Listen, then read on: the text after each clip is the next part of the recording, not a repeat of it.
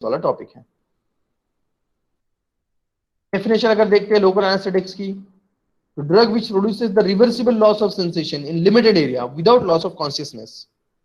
हमने general anesthetics भी देखा था, we had seen a general anaesthetics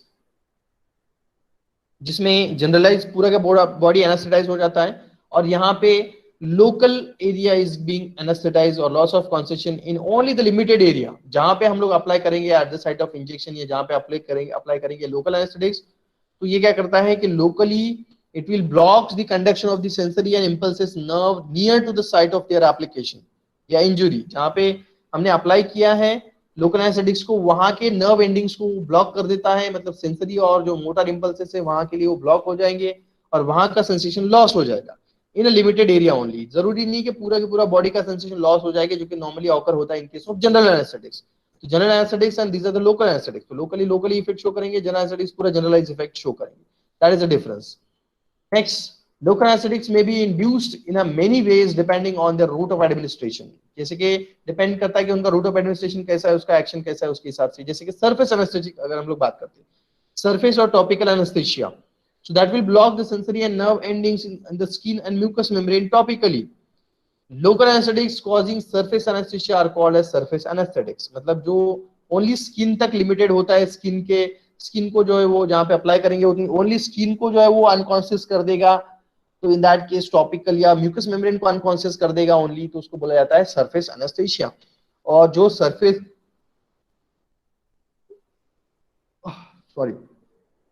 जो लोकल एनेस्थेटिक्स यूज किए जाते हैं to in order to induce the surface anaesthesia we call surface anaesthetics, we call topical और सरफेस एनेस्थेटिक्स।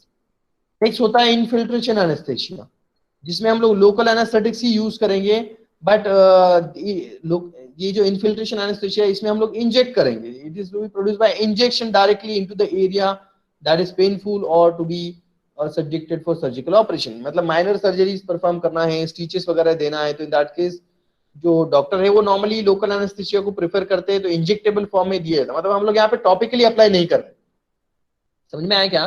जो फर्स्ट केस था जिसको हम लोग सरफेस एनेस्थेसिया बोला था, या हमने बोला था कि टॉपिकल लोकल एनेस्थेसिया, तो हम लोग टॉपिकली अप्लाई करें, जैसे कि क्रीम के फॉर्म में, ऑइंटमेंट के फॉर्म में। और टॉपिकली आपको पता है कि टॉपिकल एप्लीकेशन कहाँ होता है, एक तो स्किन के ऊपर होता है,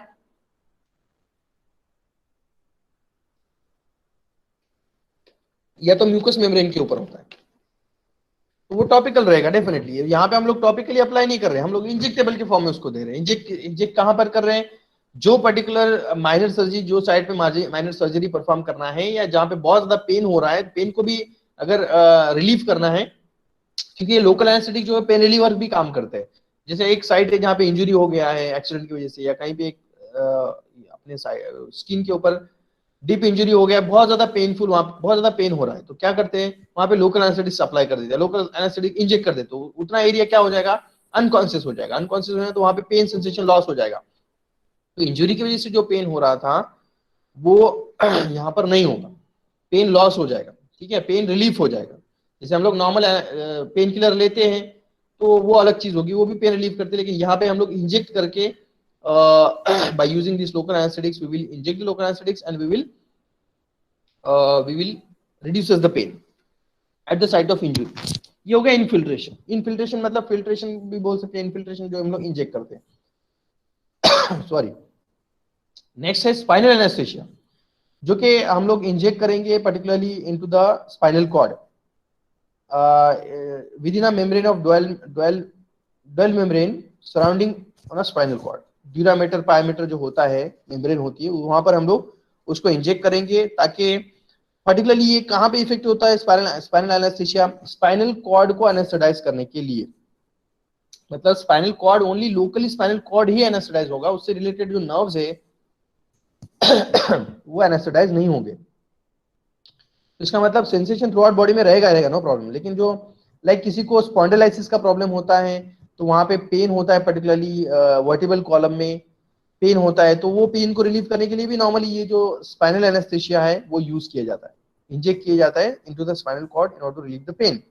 normally local anesthetics are used to temporary relief of the pain in surgical procedures और डेंटल मैनिपुलेशन, जैसे कि टूथ एक्सट्रैक्शन है, डेंटल सर्जिकल प्रोसीजर है, या इंजुरीज है, तो वहां पे हम लोग उसको पेन रिलीफर भी यूज कर सकते हैं, but that is having a temporary relief. जब तक we are talking about the classification of this local anaesthetics, तो इसमें रहेगा ईस्टर्स, और ये केमिकल क्लासिफिकेशन है।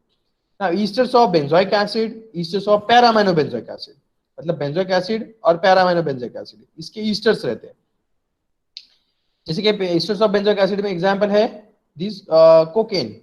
उसके बाद में next esters of para amino benzoic acid का एग्जांपल है बेंजोकेन, प्रोकेन। अमाइड्स, अमाइड्स में anilides and non anilides, xylocaine and cinchocaine. xylocaine is also called as lignocaine, lidocaine.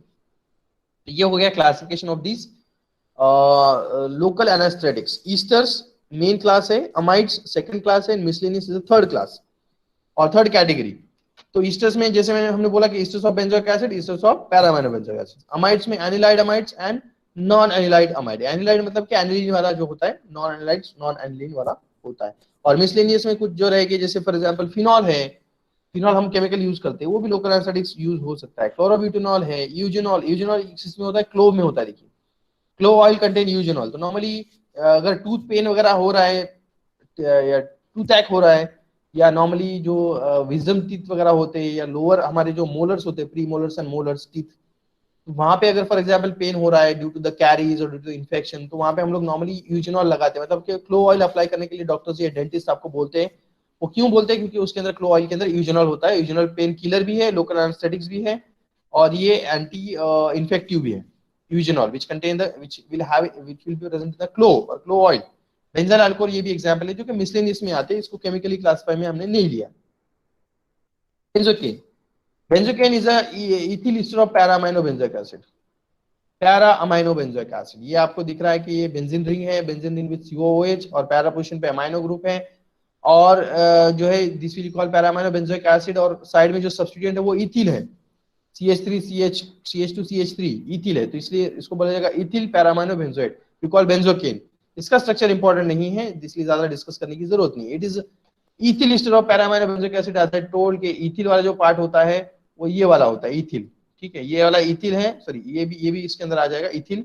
और इसके अलावा इतना जो पार्ट है वी कॉल अब para amino benzoic acid, para amino benzoic acid. That's why we are calling this is the ethyl ester of para amino benzoic acid.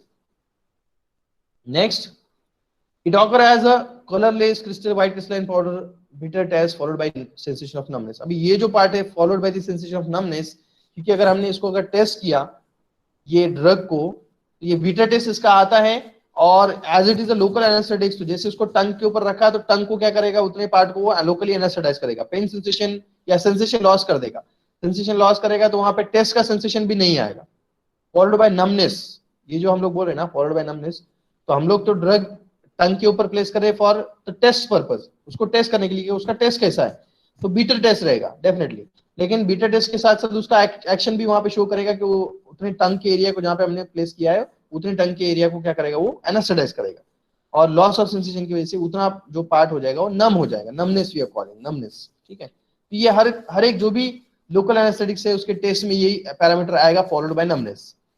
जो भी test रहेगा, बीटर स्वीट जो भी है, लेकिन followed by numbness. It is very slightly soluble in water and freely soluble in alcohol, ये बोला जाता है। Next, it undergoes dihydration reaction as it having a primary amino group। ये देखिए आपके primary amino group free है, इसकी वजह से dihydration reaction उसको शो होगा। दूसरा chemical property naphthalol के साथ है, no problem। Stability storage, it should be stored in tightly closed dry distance container। Local anesthetics का use होता है particularly for the synthetic and surface anesthetics, उसको use किया जा सकता है, topically उसको apply कर सकते हैं। Relieve the pain associated with the ulcer, wound and mucous surfaces। Orally it will be relieve the gastric carcinoma, मतलब कि जो GI tract का कैंसर है जिसकी वजह से पेन वगैरह हो रहा है या ब्लीडिंग हो रहा है, तो उसको हम लोग रोक सकते हैं by using this local anesthetics। For symptomatic treatment of tuberculosis, laryngitis, inflammation and aqueous alcoholic solution हम लोग इसमें यूज कर सकते हैं। ट्रीटमेंट ऑफ प्रूरिटी, प्रूरिटिस मतलब कि जो ईचिंग होता है, स्किन ईचिंग, फंगल इन्फेक्शन की वजह से भी कभी कभी ईचिंग हो जाता है, और ईचिंग वो बहुत ज्यादा डिस्टर्बिंग होता है, तो क्या करते हैं कि लोकल एनेस्थेटिक्स वहां पे यूज किया जाएगा। या जहां पे पर्टिकुलरली स्किन में ईचिंग, या जिसको हम लोग ईचगार्ड, आपने सुना होगा ईचगार्ड, ईचगार्ड हम लोग जो जिस पर्पस के लिए यूज करते हैं, that is to release the itching. तो यहाँ पे ईचिंग हो रहा है, तो यहाँ पे हम लोग जो लोकल एनेस्थेटिक्स अगर यूज करते हैं, तो वहां का जो ईचिंग पोर्शन है वो पूरा पूरा एनेस्थेटाइज हो जाता है, वहां पे ईचिंग सेंसेशन नहीं होगा, तो ईचिंग नहीं होगा, तो ईचिंग रिलीफ फ्रॉम ईचिंग हो जाएगा। तो those drug which give the relief from itching we call pruritis, pruritus actually, pruritus मतलब एंटी प्रूरिटिक एजेंट्स, प्रूरिटस मतलब कि ईचिंग होता है, ये डिसीज है प्रूरिटस। नेक्स्ट डोसेज फॉर्म रहेगा ointment, spray, cream, lotion, aerogel, और ये ब्रांड नेम्स रहेंगे विक्स, फॉर्मूला 44, सॉलिवैक्स, ईयर, फिलेक्स, स्प्रे, ये सब ब्रांड नेम्स रहेंगे। तो नॉर्मली आपको पता है कि हम लोग depending on it's topical use, surface anaesthesia के लिए अगर इसको प्रेफरेबली यूज करते हो उसके हिसाब से इसके फॉर्मुलेशन रहेगी। जैसे ऑइंटमेंट है, स्प्रे है, ये ईचिंग के लिए यूज करते हो, क्रीम है, लोशन है, एरोजोल है, ये सब यहाँ पर रहेगा। नेक्स्ट प्रोकेन, अभी इसका स्ट्रक्चर इंपॉर्टेंट है प्रोकेन का, as far as the structures of this local anesthetics are concern, procaine का स्ट्रक्चर इंपॉर्टेंट है। तो इसमें देखिए प्रोकेन के स्ट्रक्चर में अगर देखते हो तो ये पैरामाइनो बेंजोइक एसिड डेरिवेटिव रहेगा, जैसे कि बेंजोकेन था पैरामाइनो बेंजोइक एसिड, तो ये भी पैरामाइनो बेंजोइक एसिड डेरिवेटिव ही है। इसमें आप देख सकते हो पैरामाइनो बेंजोइक एसिड मतलब ये वाला रहेगा, COOH तक के जो पोर्शन रहता है पैरामाइनो बेंजोइक एसिड, इसके अंदर बीच में ये इथिल भी है CH2CH2, और उसके बाद में ये डाइथिल अमाइनो भी है, डाइथिल अमाइनो भी, तीनों पार्ट को मैंने आपको सेपरेट सेपरेट करके बता दिया। पहला कौन सा है, पैरामाइनो बेंजोइक एसिड, दूसरा होता है इथिल, ये वाला इथिल है, और तीसरा होता है ये डाइअमाइनो, डाइथिल अमाइनो, डाइथिल अमाइनो, ठीक है। इसके केमिकल नेम में क्या आएगा, यही आएगा, क्या क्या आएगा, 2 डाइथिल अमाइनो। ये जो है वो इथिल को हमने नंबरिंग दे दिया, ये 1 वाला इथिल का 1 कार्बन, ये इथिल का 2nd कार्बन, इथिल के 2nd कार्बन पे है diethyl amino, definitely this is the diethyl amino which is present on the 2nd carbon of the ethyl, that's why we are writing 2 diethyl amino. Ethyl मतलब ये वाला ethyl भी इसके अंदर include हो गया, और 4 अमाइनो बेंजोइड, ये जो है 4 पोजीशन पे अमाइनो है, और ये बेंजोइक एसिड वाला है, benzene with COH, 4 amino benzoid, ये उसका रहेगा केमिकल नेम इसका प्रोकेन का। Procaine is also called as novocaine, ethocaine, ये उसके सिनोनिम्स है, नोवोकेन, इथोकेन, प्रोकेन, ये सब सेम ही है। फिजिकल प्रॉपर्टीज की अगर आप बात करते हैं तो it is official as a hydrochloride salt which is occur as a colourless white crystalline powder, it is odorless, slightly soluble in water, beta test followed by sensation of numbness, freely soluble in water, it is non-irritant local anesthetics। Chemical properties में देखा तो डायपोजिशन reaction show करेगा because it is having a primary amino group, ये कैसे होता है ये आपको पता है। स्टेबिलिटी स्टोरेज कंडीशन में इसका aqueous solution most stable at pH 3.5, it is used for the well closed storage, it should be stored in well closed tightly closed container, primarily used for local anesthetics, और salt of benzyl penicillin, इसका जो use है, like अगर हम लोग procaine की बात करते हैं, procaine penicillin G injection, penicillin G जो होता है वो बेंजाइल पेनिसिलिन होता है, और प्रोकेन पेनिसिलिन जी की बात करते हो, प्रोकेन वाला जो होता है वो लोकल एनेस्थेटिक्स होता है, और पेनिसिलिन जी ये तो एंटीबायोटिक्स हमने देखा, पेनिसिलिन टाइप्स ऑफ एंटीबायोटिक्स, ये दोनों का कॉम्बिनेशन जो रहेगा उसको बोला जाता है procaine penicillin ji, and that will be given in order to increase the duration of action of this benzyl penicillin। benzyl penicillin को लॉन्ग एक्टिंग बनाने के लिए प्रोटीन के साथ लोकल एनेस्थेटिक के साथ उसको कंबाइन किया जाता है, और उसका जो पर्पस रहेगा that is to made it a long acting, increasing its duration of action.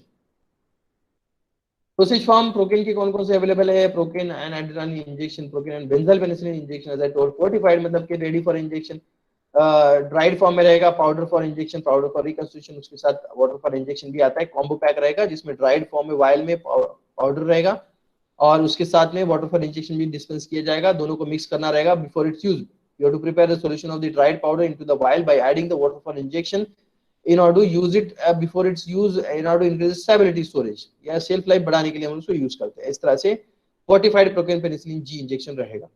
Brand name novocaine, planocaine, protensil, these are the brands। Lidocaine, lignocaine, ये भी स्ट्रक्चर इंपॉर्टेंट है, प्रोकेन का भी इंपॉर्टेंट है। As far as the local anesthetics are concern there are two structure which are important. First जो हमने देखा है प्रोकेन देखा था, now this is the second structure which is important when we call lidocaine. Lidocaine में आप देख सकते हो ये भी, ये एक्चुअली ज़ाइलिडीन डेरिवेटिव, ज़ाइलिडीन मतलब कि क्या होता है, benzene with this 2 methyl group with this NH वी कॉल ज़ाइलिडीन। ये वाला जो आप देखते हो 2,6 ज़ाइलिडीन जो है ये पैरान्यूक्लियस है जिसको अभी मैंने हाईलाइट किया है। 2,6 ज़ाइलिडीन जो है वो बेंजीन विद 2 मिथिल ग्रुप, और 2,6 ज़ाइलिडीन क्यों बोल रहे हैं, क्योंकि यहाँ से नंबरिंग स्टार्ट करते हैं क्लॉकवाइज एंटी क्लॉक कैसे भी देते हैं, तो ये रहेगा 3rd, ये रहेगा 4th, ये रहेगा 5th, ये रहेगा 6th। तो आप देख सकते हो कि जो मिथिल ग्रुप है वो 2 और 6 पोजीशन पे, और जो ज़ाइलिडीन डेफिनेटली एनालिडीन वाला जो NH ग्रुप है ये 1 पोजीशन पे, तो डेफिनेटली इसको बोला जाएगा 2,6 ज़ाइलिडीन, 2,6 ज़ाइलिडीन। अभी जो अगर हम लोग सब्स्टिट्यूएंट की बात करते हैं तो सब्स्टिट्यूएंट क्या रहेगा, एसिटामिडोज, COCH2, COCH2 ये होता है एसिटिल, और NH का जो नाइट्रोजन है उसमें दो इथिल ग्रुप है, वी कॉल डाइथिल अमाइनो, ये है ना, ये वाला जो है इसको बोला जाता है diethyl amino, N diethyl amino acetyl, ये वाला एसिटिल है COCH2। तो कीरो पार्ट यहाँ पे मैंने आपको बता दिया